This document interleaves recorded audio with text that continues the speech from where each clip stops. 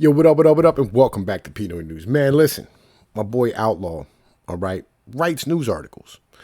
I'm not real sure, like, you know what I'm saying, where he writes them at. This is public domain. I'll leave a link in the description if you want to go check him out, check out some of his work. You know what I mean? Handle your business, do what you do. But I wanted to react to one of his articles that he puts out, right? Because he's talking about a YouTuber that I thoroughly enjoy listening to. And I'll be honest with you, I think he kind of cherry picked some of his motherfucking information. And that kind of aggravates me a little bit. And I hate when people do that shit because, you know, he put out a 35-minute video and he used probably like, well, you know, he quoted him on like 2 lines of the fucking video. It's kind of annoying, right? Legitimately. But I want to show you why he's writing anyway. You know, I mean, it is what it is. So let's rock and roll. He says, all right, America is crazy now, but not for the reasons you may think. As we see America turn more and more towards chaos, people have begun to come up with reasons as to why that might be. However, most of the excuses given are just wrong. For example, a YouTuber who goes by the name of What If Altist gives a few reasons he believes the country has gone crazy. The first reason What If Altist gives is that the wealth inequality has increased and that wages have stagnated. He says the size of the upper class's ability has increased. The only problem is that the ability of the lower class has increased the most. See, this is where you fuck up, my brother. This is right here. This is where you fuck up. A lower class family today has more luxuries than a millionaire from the early 1900s. People today have access to reliable and cheap transportation, information at their fingertips, enough food to never go hungry, medicine to cure most common ailments, air conditioning to keep your home cool during the hot summer, and heating to keep your home warm during frigid winters. Today's middle and lower classes are the richest they have ever been and richer than the richest men from 100 years ago. What If Altist says that if wages have stagnated and that productivity has greatly increased, however, wages have increased and quality of life continues to increase as the years go by. Well, let me prove you wrong, right? Because this is kind of fucking important. Wait, hang on, man. I'm going to get to there we go. All right, so this, my brother, right, legitimately is a this is hourly compensation versus productivity. All right. This is a graph that is adjusted for inflation. This is highly important to understand. And in case you didn't see the bottom part of this graph where the blue line is, it just says it has stayed stagnant since 1978. All right. That's highly important to understand. Okay. We have not had a raise in 30 fucking years. Right. Legitimately. Okay, and I want you to understand that. And the problem with that is legitimately, right? Hang on, let me get to the slide I want to get to. This is what's going on with housing, right?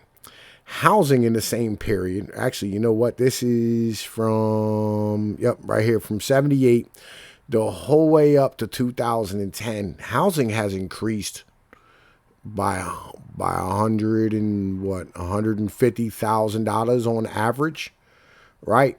But your wages haven't kept up with it, right? And you say, you know what I'm saying, we have access to cheap transportation. Well, I hate to be a dick, my brother, but like this graph would motherfucking tell you a whole lot different, right? And then, you know what I'm saying, I want to show you the elephant graph in case you haven't known what the elephant graph is. This is global income growth, 1988 to 2008, okay? This is 0%, right? This is the poorest person on the left-hand side, right? This is the global percentage of the income growth, right? This is the global percentage of income distribution, right? And on the left-hand side, the very top hump are Chinese workers. The very bottom of this trunk, right, which is down 0% or less, the amount of income growth shown over, you know what I'm saying, the period of 1988, 2008. This is the middle class of America. This is important to understand, okay? Legitimately, we have shared in none of the growth. Now you can go, oh, we got gadgets, we got things, whatever the case is. But the truth of the matter is, right, is that we did it all through debt. We never really had the income to back it up. And the debt's coming due. That's important to understand as a whole, right? Because this here is U.S. debt to GDP. Now the red line is private debt, You know what I'm saying? And you notice that goes up to fucking banana levels. And the blue line is the public debt. That's, you know what I'm saying, or the public GDP and shit, right?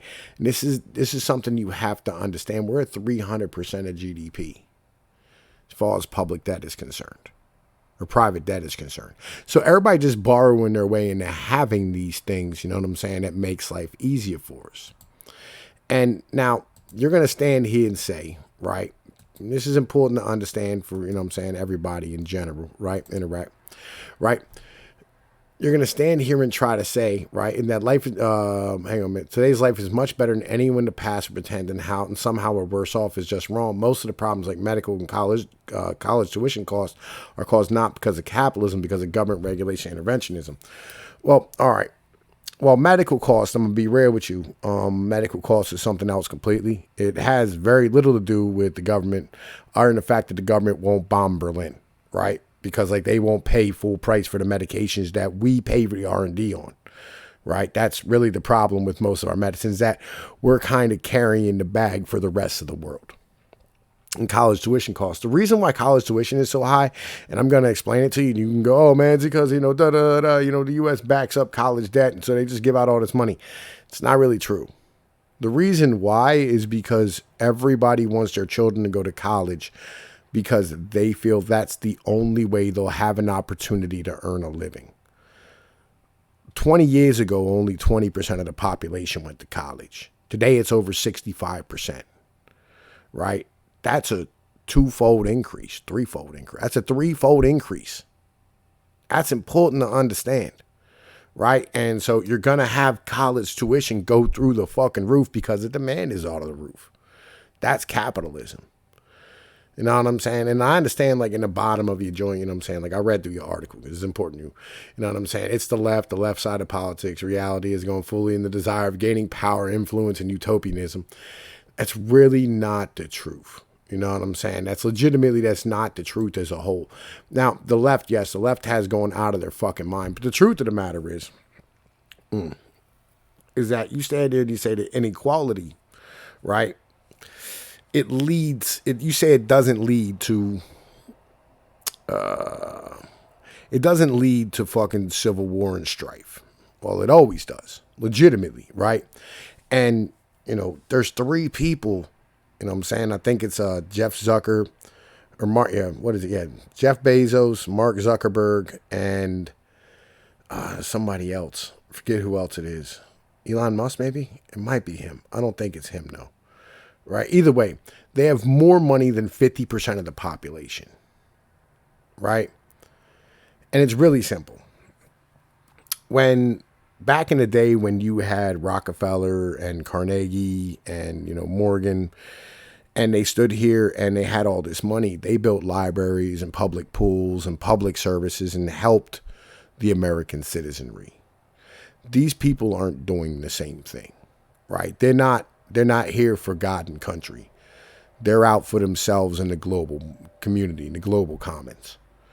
And legitimately, they're part of the reason why we're in the position where we are right now, because we shipped all these jobs off overseas and they're fully reliant upon that. And the United States military continues to enforce these trade contracts and enforce global trade when it doesn't suit the people of this country as a whole. And everybody can stand there and go, oh, Tommy, you're a mercantilist and all this fucking dumb shit. But the truth of the matter is America has always been isolationist and mercantilist. It's only the past, 60 years or so in which we've changed our tune.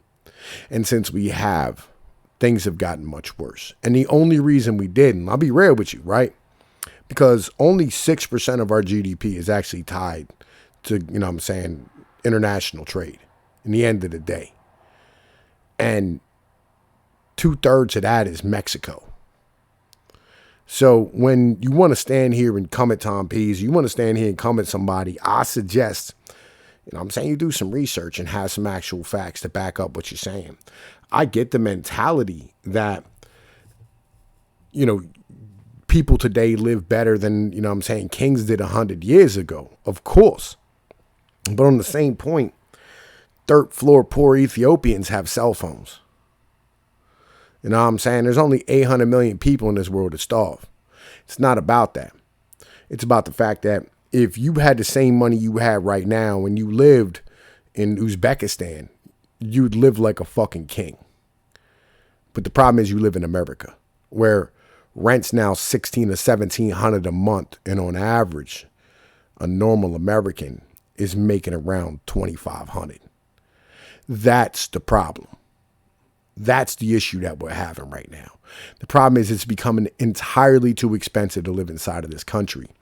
And I'll absolutely agree that it's the government's fault, right? Legitimately, it is. It's the government's fault. But ultimately, the government's taking its marching orders from lobbyists and, special interest that happen to be owned by the corporations. And by the way, the left is too. Get nothing misunderstood about that. Walmart uses welfare as part of their pay structure. Get nothing misunderstood about what the government is. That is highly important to understand. And if you don't understand that, I don't know what the fuck to tell you. Stop fucking carrying water for the fucking Republicans and the right wing, because they fucking lost too. And by the way, here soon, legitimately, none of this shit's going to matter, because we're going to have a shrinking global population, which means shrinking demand, which means shrinking growth, which means none of these systems work anymore. Capitalism, communism, socialism, none of one of them work. We need a new ism. I'm suggesting Tom P-ism. Y'all know the deal. Like, share, and subscribe. Check me out on Odyssey. Peace.